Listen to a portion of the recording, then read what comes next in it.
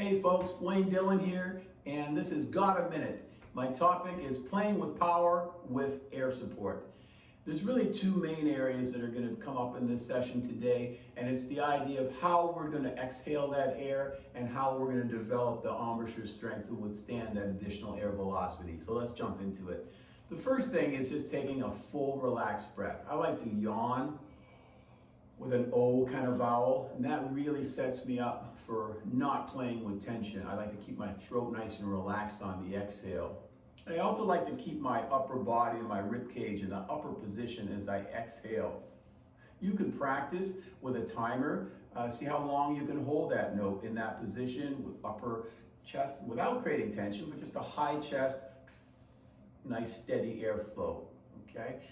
I also want to engage the core. I want to engage the abdominal muscles when I'm exhaling.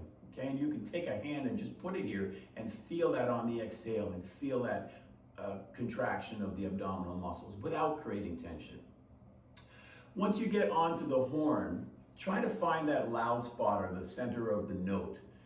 And a great way to do that is through bending exercises. It'll help you find that loud spot that's really resonant.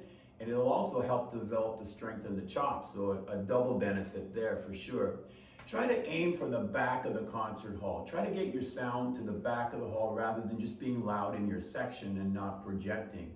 And that's going to definitely help not only your sound, but your center and just the overall impression of you as a player. Directional air is simply that, how we move our air through the instrument in a directional manner, and it's going to really, again, help everything and how you come across as a player. Think of your aperture as a double reed on a woodwind instrument. If we clamp down on that, we're not going to get any air coming through it and consequently no sound. So the relaxation here of the aperture, especially when we blow louder or higher, is very important. And that's a misconstrued concept, I think, with a lot of players. They think everything needs to be tight and small to play higher or louder. It's the exact opposite. Speaking of the embouchure, these muscles need to be strong when we're playing to handle the additional air velocity. So they need to be built up. You can build them up by a Caruso approach to long tones. By that, horn stays on the face, embouchure stays set, breathe through the nose. And I like to incorporate that into my opening long tones and maybe even some of the lyrical material I'll play later in the warm-up as well, or later in the practice session. But definitely some long tones to get this nice and strong. The other thing I use is a peak device, especially if I'm on the road and I can't play. This goes right between the teeth and the lips.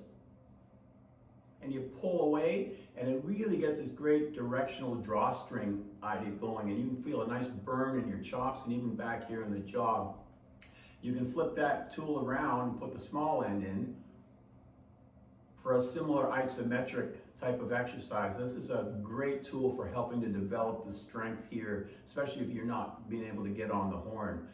So really that's it in a nutshell. So how well you breathe, how well you exhale that air with a relaxed directional approach in all dynamic levels, and how strong these muscles are to withstand that additional air velocity. It's going to really turn into a great, powerful sound for you. It was great chatting with you today here on Got a Minute, and hope you're well.